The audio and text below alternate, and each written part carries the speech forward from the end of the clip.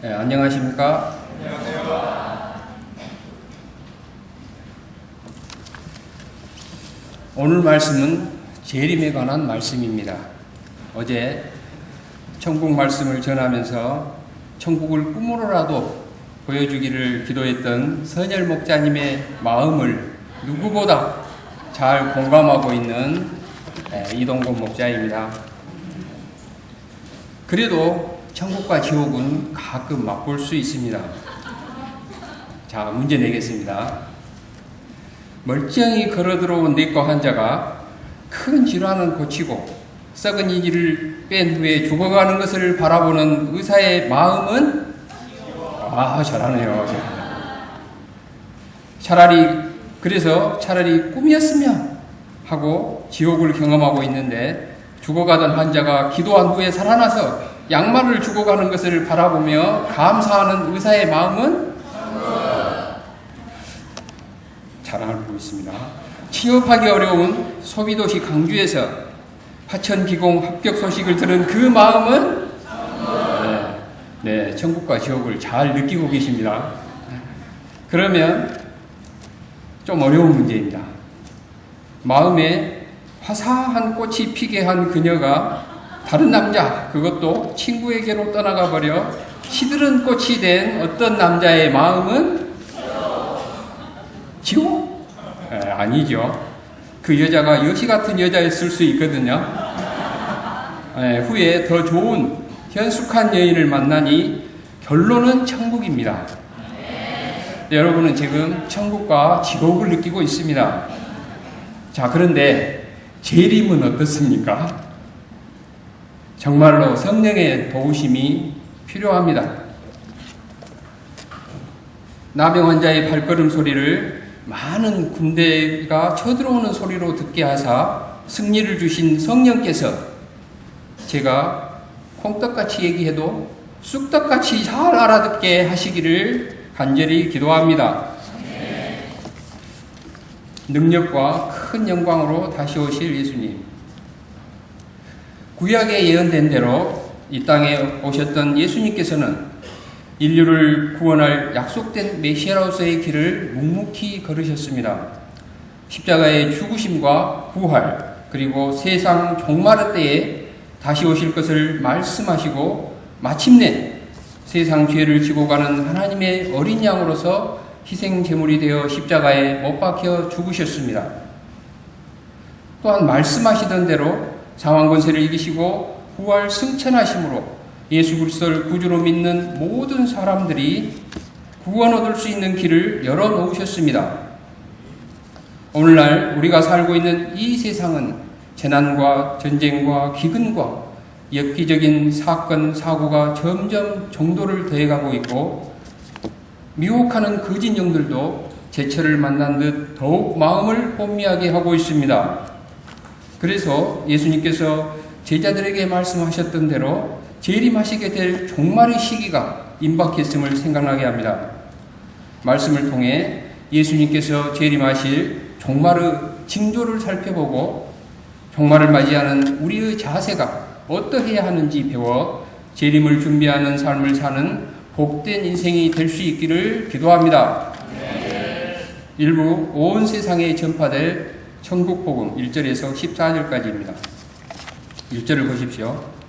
예수님께서 성전에서 나와서 가실 때에 제자들이 성전 건물들을 가리키며 말하였습니다. 우와!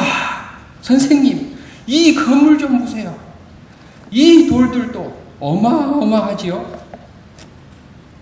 예루살렘 성전은 당시 헤롯 대왕이 유대인의 환심을 사기 위해 새롭게 리모델링 한 것으로 착공 9년 만에 외형이 복원되고 봉헌식도 하였지만 마무리 공사는 계속되어 AD 63년 총독 알비누스 때에 완공되어 자그마치 82년에 걸쳐서 완공되게 됩니다.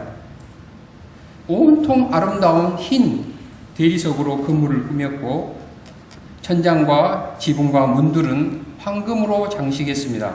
밖에서 보면 마치 눈 덮인 산처럼 아름다웠고 태양빛이라도 비추이면 눈이 부셔서 제대로 쳐다보기도 어려울 지경이었습니다. 그래서 예루살렘 성전을 보지 못한 사람은 아름다운 건물을 보았다고 말할 자격이 없다는 속담까지 생길 정도였습니다. 이 화려하고 웅장하게 지어지는 성전의 모습을 보면서 이스라엘 사람들은 하나님을 잘 섬기고 있다는 자긍심을 가졌습니다. 이제 성전이 완공되면 성전을 중심으로 로마 식민 통치하에 있는 이스라엘도 회복되고 이 성전처럼 웅대하고 찬란한 빛을 발하게 되리라고 생각하였을 것입니다. 그런데 예수님께서는 한껏 기대에 부풀어 감탄하고 있는 제자들에게 찬물을 끼얹는 충격적인 말씀을 하십니다. 자, 2절을 함께 읽겠습니다. 시작. 너희가 이 모든 것을 보지 못하느냐? 내가 진실로 너희에게 이르노니 돌 하나도 돌 위에 남지 않고 다 무너뜨려지리라. 성전은 만민의 기도하는 집이 되어야 마땅합니다. 그러나 성전을 맡아 섬기던 종교 지도자들은 겉으로는 거룩한 척 했지만 속은 탐욕과 방탕으로 가득하였습니다. 그들은 교만하여 회개치 않으므로 주의 말씀을 증거하는 선지자들을 죽이고 더 나아가서 한술 더 떠 예수님을 십자가에 못 박아 버렸습니다.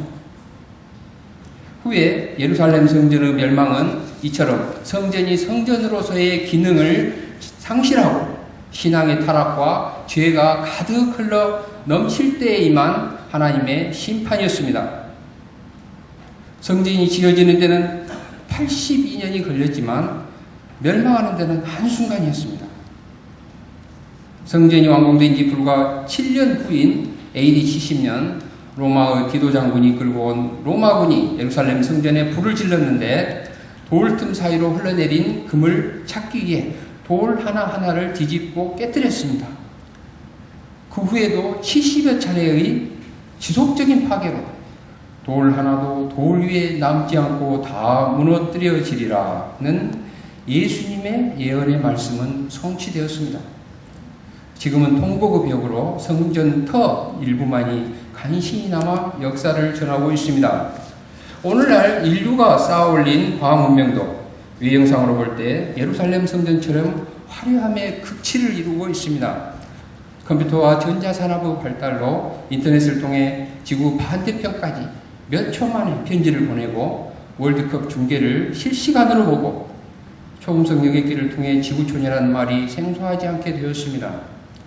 또한 유전과 과학의 발달로 인해서 양과 원숭이 복제가 가능하고 마음만 먹으면 줄기세포를 통해 장기도 새 것으로 갈아 끼우고 인간 복제도 가능할 날이 다가옵니다. 우리는 이런 인류 문명을 접할 때 제자들처럼 wonderful 하며 감탄사를 바라지 않을 수 없습니다. 그러나 제자들과 달리 성전의 화려한 외형 속에 감추어진 내면의 부패를 꿰뚫어 보신 예수님의 눈으로 이 세계를 볼 때 도처에서 인류 멸망의 징조를 보게 됩니다. 물질 민명의 발달과 함께 인류의 도덕성, 영성은 어느 때보다도 타락해가며 죄악은 극악화, 퇴폐화 되어가고 있습니다. 우리나라를 보아도 인신매매, 토막살인, 성범죄, 낙태, 학원폭력, 가정폭력 등이 심각한 사회 문제가 되고 있고 동방예의지국이었던 우리나라에서조차도 동성애 축제가 벌어지고 있는 실정입니다. 또한 웬만한 부정부패는 눈 감아 죽어야 장관이 뽑힐 정도가 되었습니다. 세월호 사건은 또 어떻습니까? 배는 가라앉고 청와대, 해양경찰, 해양수산부 할 것 없이 총체적인 부정과 안이함, 안전불감증이 수면 위로 떠오르게 되어 청해진 해운에는 구원파라는 거짓 그리스도 종교단체도 관여되어 있음이 드러나게 되었습니다. 이를 볼 때 이 시대의 심판도 멀지 않았음을 알 수 있습니다. 역사적으로 볼 때 노아 시대가 그러했고 특히 성도덕이 분란했던 소돔과 고모라, 폼페이, 로마가 그러했습니다. 우리도 세상의 겉모습에 속지 않도록 성령의 도우심으로 예수님처럼 시대를 꿰뚫어보는 영적인 통찰력을 가지고 내면을 점검해가며 목적지인 천국을 향해 힘차게 인생의 항해를 해야겠습니다. 제자들은 예수님의 예언의 말씀에 큰 충격을 받았습니다. 그들에게 성전의 멸망이라 있을 수 없는 일이었습니다. 왜냐하면 성전은 하나님의 특별 보호 대상이라고 굳게 믿고 있었기 때문입니다. 이런 그들에게 성전의 멸망은 곧 예루살렘, 이스라엘의 멸망이요 인류 역사의 종말이란 인식이 있었습니다. 그래서 제자들은 예수님과 함께 감람산 위에 앉았을 때 조용히 물었습니다. 3절을 제자들과 같은 마음으로 함께 예수님께 여쭤보겠습니다. 시작. 우리에게 이루소서 어느 때 이런 일이 있겠사오며 또 주의 임하심과 세상 끝에는 무슨 징조가 있사오리까? 그러면 예수님께서 가르쳐 주시는 종말의 징조가 무엇입니까? 첫째로 거짓 그리스도의 출현입니다. 예수님은 말세의 징조로서 가장 먼저 거짓 그리스도의 출현에 대해서 말씀하셨습니다. 4, 5절을 함께 읽겠습니다. 중요합니다. 시작. 너희가 사람의 미혹을 받지 않도록 주의하라. 많은 사람이 내 이름으로 와서 이르되 나는 그리스도라 하여 많은 사람을 미혹하리라. 오늘날 인류 전체의 재앙을 가져올 가장 위협적인 것을 들라 하면 핵 문제를 가장 먼저 들 수 있을 것입니다. 이 때문에 북한의 핵무기 제조에 온 세계가 신경을 곤두세우고 어느 나라든 핵실험과 핵 폐기물 투기에 민감한 반응을 나타내고 있습니다. 또 에이즈를 비롯해서 어떤 항생제도 듣지 않는 슈퍼 백테리아가 인류를 파멸시킬 것처럼 무섭게 위협하고 있습니다. 그런데 왜 예수님은 핵을 조심하라 또는 병균을 조심하라 고 하시지 않고 사람의 미혹을 받지 않도록 주의하라고 하셨을까요? 이는 핵이나 병균은 육체를 멸망시키는 것이지만 거짓 그리스도의 미혹은 영혼을 파멸시키기 때문입니다. 거짓 그리스도는 우선 쉽고 편한 넓은 길을 따라가며 눈에 보이는 현상에 만족하도록 길들여지게 하거나 자기를 희생시켜 교주를 섬길 때 유토피아를 얻는다고 짝퉁 같은 다른 구원을 내세워 미혹합니다. 거짓 그리스도는 그 배후에 악령이 역사하고 있어서 그리스도를 대적한다고 불리울 만한 능력으로 기적을 행하기도 합니다. 따라서 분별하기 힘들 수도 있기 때문에 눈에 보이는 현상에 호기심을 가지고 접근하다가는 자신도 모르게 말려들게 됩니다. 예수님의 예언대로 최근 50년간만 하더라도 세계에는 1100명이나 되는 거짓 메시아가 나타나고 현재 우리나라에만도 자칭 그리스도가 100명이 넘는다고 합니다. 대표적인 거짓 그리스도를 보더라도 통일교, 신천지, 몰몬교, 여호와의 증인, 안상홍 증인의 구원파 등등을 비롯해서 세계 정부와 세계 종교의 설립을 내세우는 새시대 운동, 즉 뉴 에이지 무브먼트 등이 있습니다. 요즘에는 컴퓨터 세대들에게 파고드는 사이버 그리스도 교회도 있습니다. 사단은 이처럼 거짓 메시아를 출현시켜 할 수만 있으면 많은 영혼들을 실족시키려 합니다. 둘째로 재난의 연속입니다. 6절과 7절을 보십시오. 말세에는 전쟁과 기근과 지진과 같은 재난이 연속적으로 일어납니다. 오늘날도 세상은 잠시도 평안할 날이 없이 끊임없이 전쟁이 일어나고 지진은 갈수록 그 정도와 횟수가 강해지며 잦아지고 있습니다. 이외에도 지구는 오존층 파괴, 사막과 가뭄, 홍수, 태풍, 질병, 이상기온 등 중병을 앓고 있으며 빙하는 계속 높고 생태계는 계속 이상 증세를 더해가고 있습니다. 그러나 재난들은 그 자체가 종말이 아니요, 종말의 징조요, 장차 올 심판에 대한 경고임을 기억해야 합니다.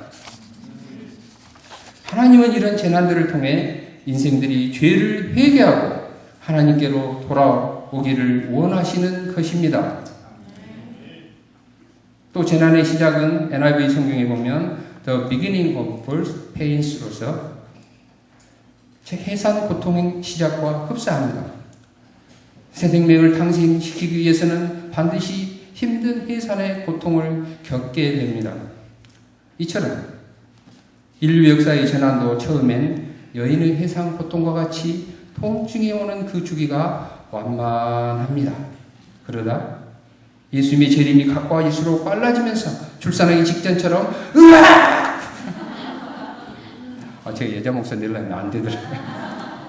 하고 마지막 비명을 지르게 하는 큰 환란이 일어난 후 예수님이 재림하시게 되고 새하늘과 새 땅이 임하게 됩니다. 셋째로 불법이 성함으로 많은 사람의 사랑이 식어집니다.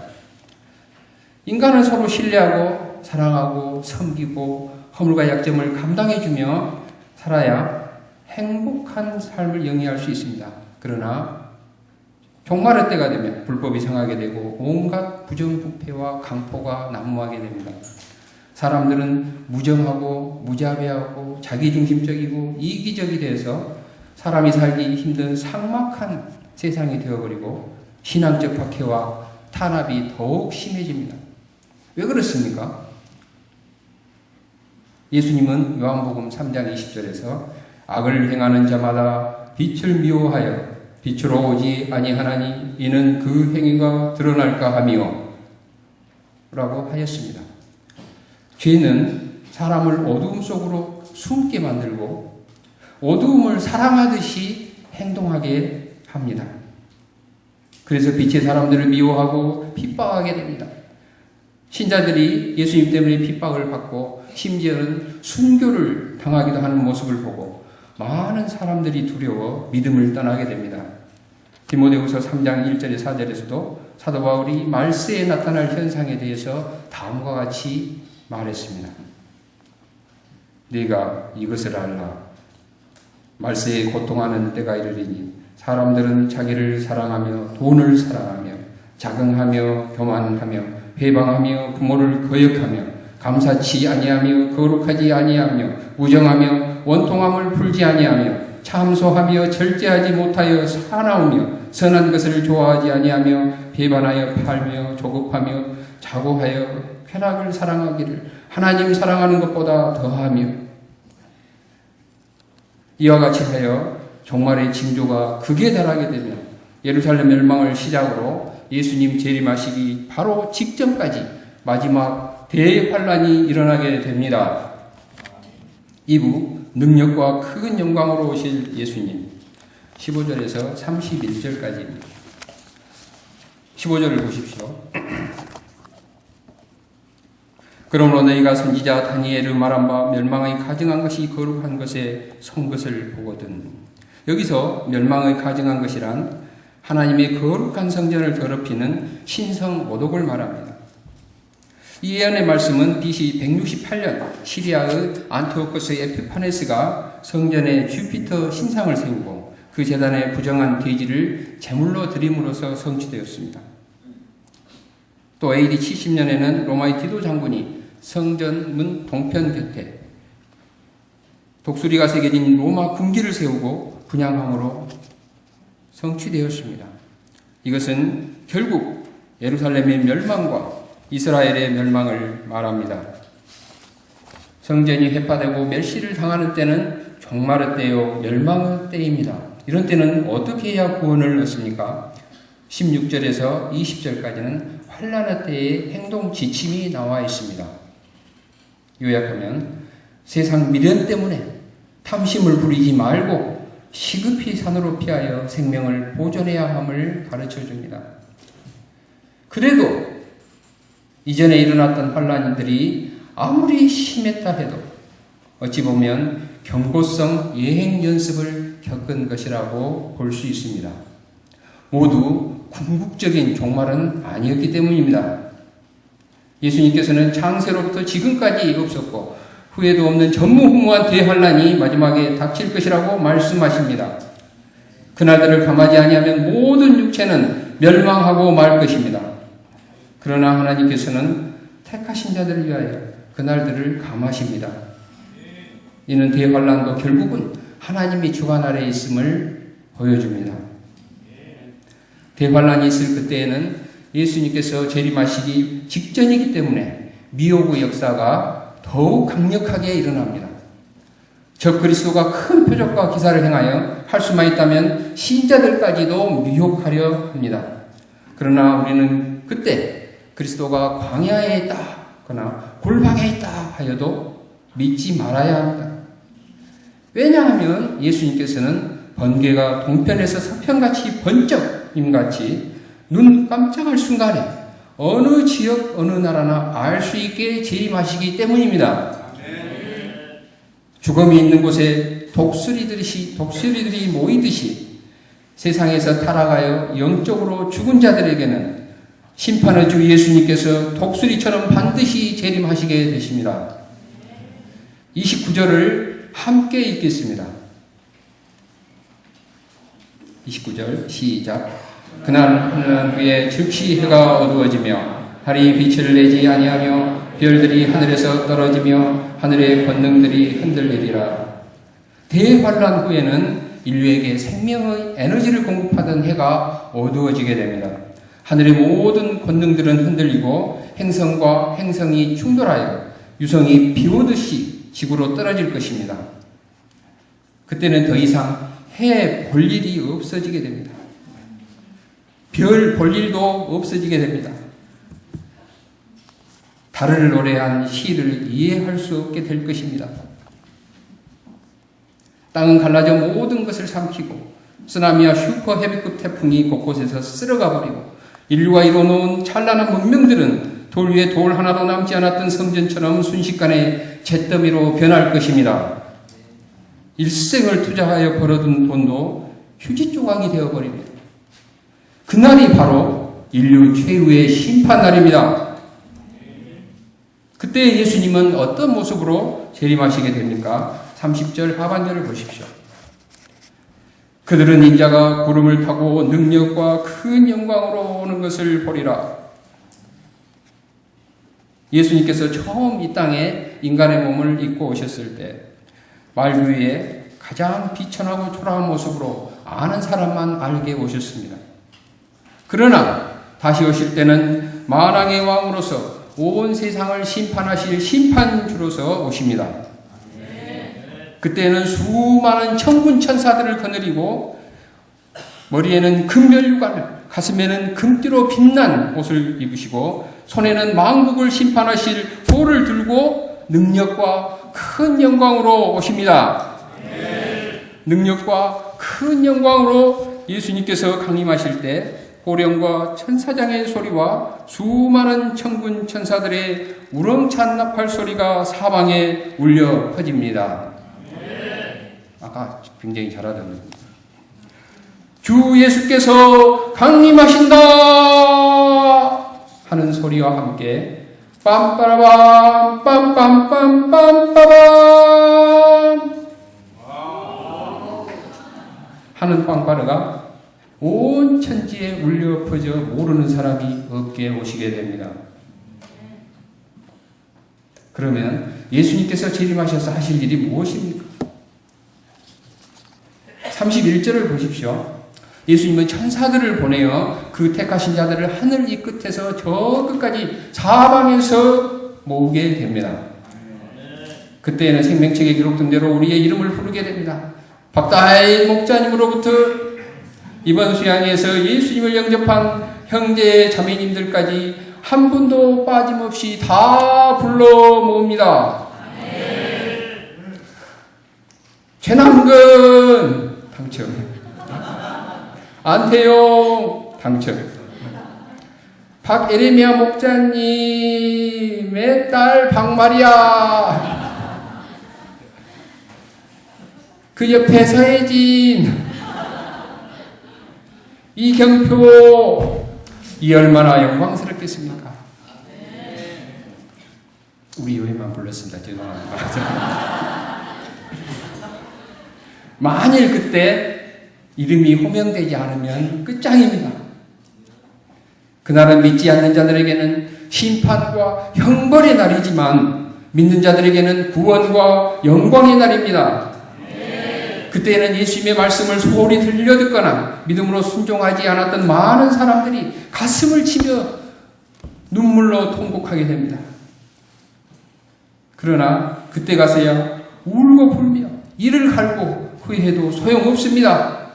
마귀와 함께 지옥 불구덩이에 던져져 영원히 바베큐가 되는 고통을 당하게 될 것입니다. 그러나 믿음으로 사느라 남몰래 손해보고 고생한 자들, 말씀 한마디라도 신실히 지키기 위해서 노력하고 순종한 자들, 수양회를 통해 예수님의 용서의 사랑을 영접한 자들에게는 구원과 승리와 영광의 날입니다. 그때 우리는 달콤한 잠보다, 월드컵 중계보다 주일 예배를 택했던 것, 없는 시간도 쪼개어 전도 나가고 작지만 정성껏 헌금했던 것, 속썩이는 양 때문에 금식 기도하고 섬겼던 것 등을 자랑스럽게 여기시는 예수님의 음성을 듣게 됩니다. 잘하였도다 착하고 충성된 종아. 그리고 그동안 주와 복음을 위해서 흘린 모든 눈물을 주께서 다 씻어주십니다. 그때 우리는 사망이나 애통하는 것이나 곡하는 것이나 아픈 것이 다시 있지 않은 하나님의 나라 새 하늘과 새 땅에서 사랑하는 우리 주님과 함께 영원토록 살게 될 것입니다. 이 재림의 소망은 우리의 믿음을 순수하게 하고 땅의 일에 얽매이지 않게 합니다.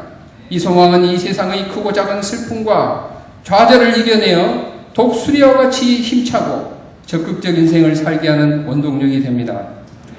어떤 핍박과 고난 중에도 평안과 기쁨의 인생을 살게 합니다. 따라서 우리가 인간으로서 어찌할 수 없는 세상 일로 원망하고 좌절하고 힘든 상황 때문에 주저앉아 있다면 나에게 진정 이 재림 신앙이 있는가 살펴봐야 합니다. 이 시간 구름을 타고 능력과 큰 영광으로 오셔서 단장한 신부처럼 기쁨과 설렘으로 맞이하는 재림신앙을 주시는 예수님을 할렐루야 찬양합니다. 3부 우리 3부가 아니라 종말을 준비하는 신자의 삶 32절에서 51절 드디어 마지막까지 왔습니다. 그러면 브레이크가 파열된 자동차처럼 종말을 향하여 가속도로 치닫고 있는 세상에서 예수님의 재림을 소망하는 자들은 어떤 자세로 살아야 합니까? 어려운 상황 가운데서도 적극적으로 죄의 탕류를 거슬러 올라가면서 믿음의 중심을 지키며 끝까지 견뎌내야 합니다. 또한 모든 민족이 구원을 얻기까지 천국 복음을 전해야 합니다. 이를 위해서는 첫째, 깨어 있어야 합니다. 32, 33절을 보십시오. 모아가 나무의 가지가 연하해지고 잎사귀를 내면 여름이 가까운 줄을 알게 되듯이 말세의 징조가 나타나면 예수님께서 가까이 곧 문 앞에 이른 줄을 알라고 하십니다. 예수님께서는 이 세대가 지나가기 전에 이 일이 다 이루리라고 말씀하셨습니다. 이는 성전의 몰락과 이스라엘 멸망이 당시 세대에 확실히 이루어졌듯이 역사의 마지막에 있을 예수님의 재림과 최후 심판의 말씀도 다 이루어질 것을 말씀하신 것입니다. 예수님께서는 천지는 없어지겠으나 내 말은 없어지지 아니하리라 고 말씀하시므로 종말이 확실히 있다는 것을 거듭 강조하여 말씀하셨습니다. 그러나 예수님의 재림의 시기는 아무도 모릅니다. 하늘의 천사도 아들도 모르고 오직 하나님 아버지만이 아십니다. 그러므로 예수님의 재림의 시기나 날짜를 언급하는 사람이나 모임은 다 가짜입니다. 하나님께서 그 날과 때를 알리지 않은 이유가 무엇일까요? 그것은 역설적으로 모든 시대, 모든 신자들이 항상 깨어서 의를 행하는 삶을 살라는 뜻이 담겨 있습니다. 날짜를 미리 가르쳐 준다면 예수님께서 재림하시기 전까지 개판치는 삶을 살다가 그날이 오기 직전에야 비로소 회개하며 구원을 얻고자 할 것입니다. 노아의 홍수 시대에도 이렇게 저렇게 머리 굴리는 사람이 없었겠습니까? 그런데 다 죽었습니다. 노아 시대 사람들은 경고의 심각성을 무시하고 노아가 방주에 들어가던 날까지도 먹고 마시고 장가들고 시집가는 등 일상적인 일을 즐기고 있다가 한순간에 완전히 멸망했습니다. 분명한 것은 예수님께서 노아의 홍수 때처럼 갑자기 재림하신다고 말씀하십니다. 설령 재림 날짜를 대충 맞춘다 하더라도 평소에 깨어서 준비하는 삶을 살지 못한 자는 홍수 때 이미 닫힌 구원의 방주 밖에서 몸부림치는 것에 불과한 처지가 될 것입니다. 그때는 두 사람이 같은 장소에서 같은 일을 하지만 하나는 구원을 받고 다른 하나는 버려둠을 당하게 됩니다.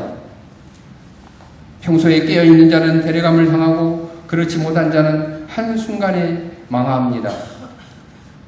보잉 707 여객기 기장이 평소에 신실한 크리스찬이어서 재림 시 순식간에 데려가시면 나머지 여객기에 남아있는 사람은 어떻게 되겠습니까? 도둑이 예고 없이 느닷없이 생각지도 못한 때에 찾아오듯이 예수님께서도 언제 오실지 알 수 없습니다. 주의하고 준비하고 깨어있는 자만이 도둑을 예방할 수 있듯이 깨어있어 주의 재림을 준비해야 합니다. 그러면 깨어있으라 그 마음은 무엇을 의미합니까? 물론 잠도 자지 않고 매일매일 눈을 크게 뜨고 육신적으로 깨어있으라는 의미는 아닙니다. 깨어있으라는 것은 하나님이 앞에 계신 것처럼 신전의식으로 살아가라는 것입니다. 적어도 재림을 의식하고 기다리며 살아가라는 것입니다. 재림을 의식할 때 삶의 자세가 달라지고 바쁘고 긴급한 세상 일에 휘둘리지 않고 영적 무게중심을 지키게 됩니다. 그러나 재림을 의식하지 않는 자는 이 세상의 삶의 전부인 양 마음 내키는 대로 살다가 한순간에 망하게 됩니다. 또한 깨어있어 주의 재림을 준비하는 것은 마치 신부가 결혼할 날을 기다리며 몸과 마음을 단장하는 것과 같습니다. 단장은 어떻게 합니까? 단장. 양다리 걸치는 잘못된 연애 감정과 부적절한 관계를 청산하고 이전에 즐기던 못된 행실도 버리고 예복을 멋있게 입을 수 있도록 절제하고 운동하면서 몸매를 가꾸고 가문의 예법과 신부 수업을 받습니다. 이처럼 재림을 준비하는 자는 우선 하나님과 세상에 양다리 걸치고 우상처럼 섬기던 것을 회개해야 합니다. 그리고 죄악된 행실을 돌이키고 예수 그리스도의 의원, 예복을 덧입고 정욕을 위하여 육신의 일을 도모하지 말아야 합니다. 또한 천국 가문의 백성으로서 살아갈 수 있도록 여호와의 율법과 규례를 잘 지키고 순종해야 합니다. 그래서 생각보다 늦게 오실 것 같은 생각이 들더라도 등불의 기름을 충분히 준비한 슬기로운 처녀처럼 늘 깨어서 기도하고 회개하고 순종하는 삶을 통해 언제 주님이 오셔도 부끄러움 없이 일어나 기쁨으로 신랑을 맞이할 수 있어야겠습니다.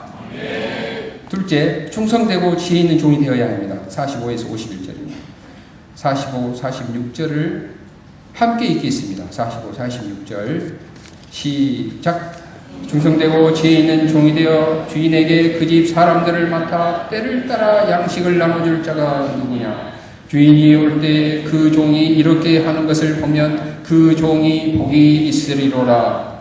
목자가 충성되고 지혜 있는 청지기가 되어 때를 따라 양들에게 영혼의 양식인 합당한 말씀을 공급해 준다면 양들은 은혜의 근력이 커져서 상호간에 서로 힘이 되는 건강한 동역자로 성장하게 될 것입니다.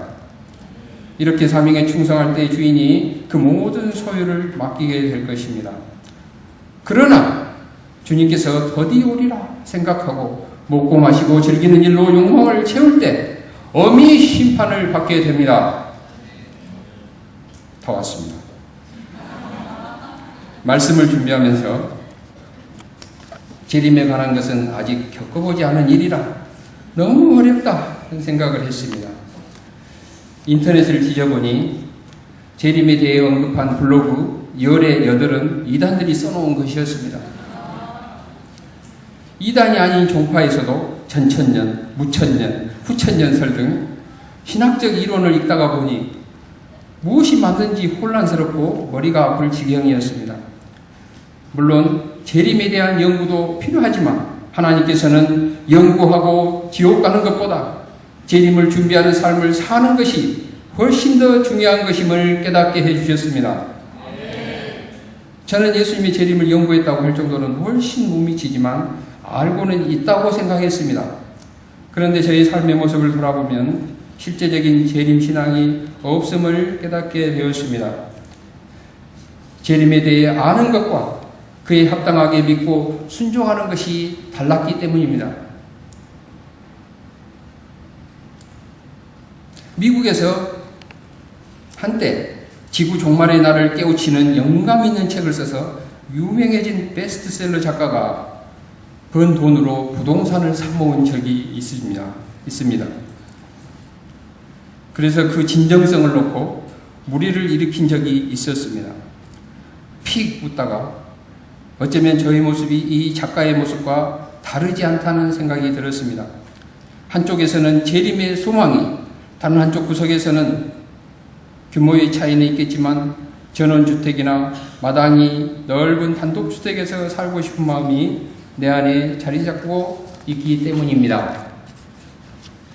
또한 성령이 거하시는 성전된 몸을 잘 가꾸기 위하여 시청각을 통해 들어오는 악한 것들을 경계하고 음식을 절제하고 적당한 운동을 해야 한다는 것은 잘 알고 있지만 우선 재미있고 편한 것, 육신의 소욕을 따라 행할 때 고혈압도 당뇨도 재림을 알고 있다는 것으로도 삶의 변화에 아무 영향력을 끼칠 수 없었습니다. 그리고 한동안 세월호 사건으로 분노하기도 하고 실망하기도 하고 갇혀 죽음을 맞이할 준비도 못하고 죽어간 학생들을 안타까워하면서 사건을 통해 복음 전파의 긴급성과 뿌리 깊은 죄악을 회개하지 않으면 이처럼 망한다는 경종을 울리고 있다는 생각이 들었습니다. 그래서 캠퍼스 학생들에게 생명을 주는 복음을 증거하는 것을 하나님께서 기뻐하신다는 것을 알고 있었지만 현실에서는 캠퍼스에 나가는 것조차 버거워할 때가 많았습니다.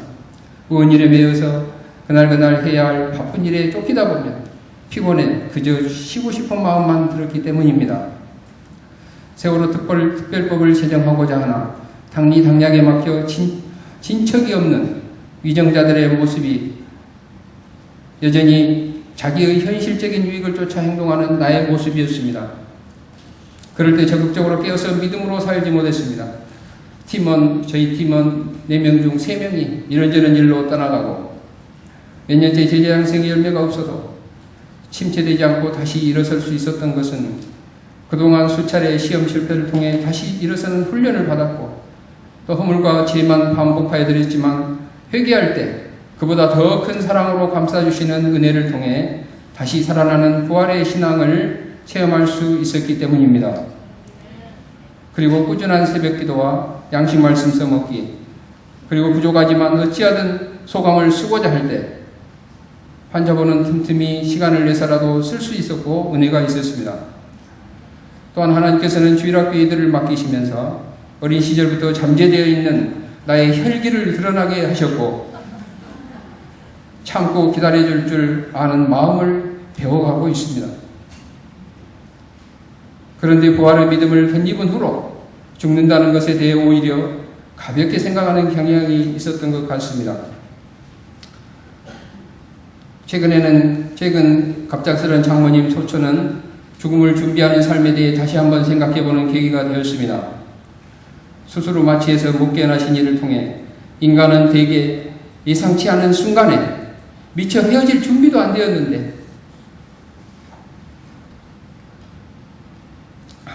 이별을 맞이하게 된다는 것을 새삼 깨닫게 되었습니다. 차디찬 이마에 부활의 믿음으로 안수도 해보았지만 소용이 없었고 마지막 날에 살리실 줄 믿나이다 라는 어설픈 마르다의 고백만이 머릿속을 맴돌았습니다. 요즘도 언뜻 비치는 동역자의 눈물을 보면서 그래도 나는 한 달이 건넜다고, 그 정도는 아니지만 왠지 죽음이 주는 허탈함을 어찌할 수 없었습니다. 우리는 부활의 믿음을 가졌는데 그 믿음만으로는 어찌된 일인지 현실에서는 온전히 위로가 되지 못하는 것 같았습니다. 사변한 사람으로 인한 슬픔을 완전히 해결하는 방법은 살아서 다시 만나는 수밖에 없습니다. 그런데 우리가 부활의 믿음은 가졌지만 그날이 너무 길게 느껴지는 것이 문제입니다. 오늘이 예수님께서 재림하시는 그날이어서 부활하신 장모님을 잠시 뒤에 만날 수 있다면 오늘 슬퍼하지 않고 기대감에 벅차 있을 것입니다. 그러므로 재림신앙이란 오늘을 그날처럼, 그날이 오늘인 것처럼 살아가는 것임을 깨닫게 됩니다. 부활신앙이 죽음을 두려워하지 않게 한다면 재림신앙은 죽음을 준비하게 하는 것 같습니다. 부활신앙이 사도 바울처럼 날마다 죽을 수 있게 한다면 재림신앙은 준비된 멸류관을 바라보고 기쁨으로 인내하며 자기 십자가를 지고 가게 하므로 궁극적인 승리를 위해서는 반드시 재림신앙에까지 이르러야 함을 배웁니다. 재림신앙이 없으면 포카치 쿠키 한 봉지와 하늘나라 보증수표인 5천억 수표 중에서 가치를 모르고 망설임 없이 포카칩을 택하는 어린아이와 다름이 없습니다. 저는 포카칩을 택하지는 않을 것이지만 하나님께서 오래 참음을 통해 주시고자 하시는 가장 좋은 것, 더 베스트보다 우선 당장 현실에서 쓸 수 있는 더 베른 현찰 5천만 원을 택할 가능성이 높을 것 같습니다. 왜냐하면 예수님이 더디 올 것만 같은 생각에 더욱 지배되어 살고 있기 때문입니다. 천국의 가치를 들어서 알고 재림신앙이 무엇인지 안다 해도 실제적인 재림신앙이 없으면 믿고 순종하는 것과 아는 것은 별개의 문제가 되고 마는 것 같습니다. 지금까지의 삶이 어떠했든지 앞으로 정말 재림신앙으로 살아간다면, 이제까지는 모으고 나중에 쓰려고 쌓아두는 삶이었다면 이후로는 내려놓고 나눠주며 비워가는 삶을 살아야겠습니다. 무엇보다 제가 결혼할 날을 기다리는 신부처럼 깨어서 몸과 마음을 단장해야겠습니다. 그리고 날마다 죽는 부활의 믿음과 재림시 이름이 불리우는 영광을 바라보며 충성되고 지혜 있는 종이 되어 양무리를 먹이고자 하는 영적인 가치관에 올인할 수 있기를 기도합니다. 현실적인 유익을 쫓아 근시안적이고 이기적인 삶을 살다 교만과 정욕의 죄짐을 지고 허망하게 사라질 이자를 불러내어 부활신앙과 재림신앙을 통해 천국을 침노하는 삶을 살도록 인도하시는 하나님께 감사와 찬양을 올립니다. 결론입니다. 성경은 창세기 1장 1절 태초에 하나님이 천지를 창조하시니라로 시작해서 요한계시록 22장 21절 맨 성경 마지막입니다. 이것들을 증언하시니가 이르시되 내가 진실로 속히 오리라 하시거늘 아멘. 주 예수여 오시옵소서. 주 예수의 은혜가 모든 자들에게 있을지어다로 끝납니다. 우주의 기원을 가르쳐주는 창세기 1장 1절과 인류 역사의 종말을 말해주는 예수님의 재림은 수많은 현자들도 일생을 바쳐 고행을 하면서 알기 원했던 엄청난 비밀입니다. 그 예수님께서 말씀하십니다. 히브리서 9장 27절 한 번 죽는 것은 사람에게 정해진 것이요 그 후에는 심판이 있으리니. 그런데 사람들은 세상에 심판이 어디 있다냐, 예수님이 구름을 타고 오신다고 그런 전설적인 허황된 거짓말을 믿냐고 합니다.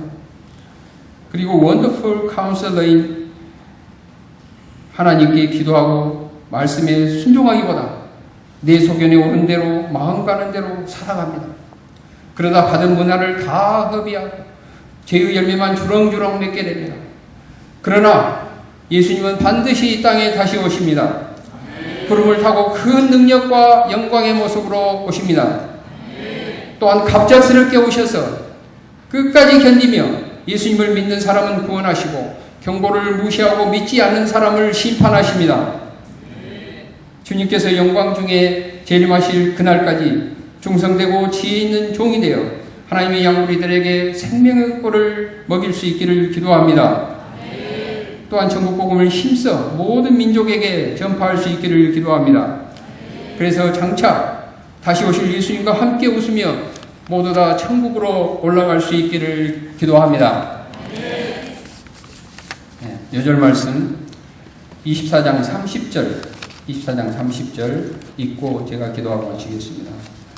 시작. 그때 인자의 징조가 하늘에서 보이겠고 그때 땅의 모든 족속들이 통곡하며 그들이 인자가 구름을 타고 능력과 큰 영광으로 오는 것을 보리라. 은혜로우신 하나님 아버지, 여러 가지 인류 종말의 징조가 점점 증가하고 있는 이때 미혹되지 않고 노아가 방주를 예비하듯 묵묵히 재림을 준비하는 삶을 살 수 있도록 저희가 깨어있게 도와주시기를 간절히 기도합니다. 그리고 캠퍼스에 방황하는 영혼들에게 때를 따라 생명의 말씀을 나눠주는 충성되고 지혜 있는 하나님의 일꾼이 되어 예수님 재림하시는 날 기쁨으로 주를 맞이할 수 있기를 간절히 기도합니다. 모든 말씀을 예수 그리스도의 이름으로 기도합니다. 아멘.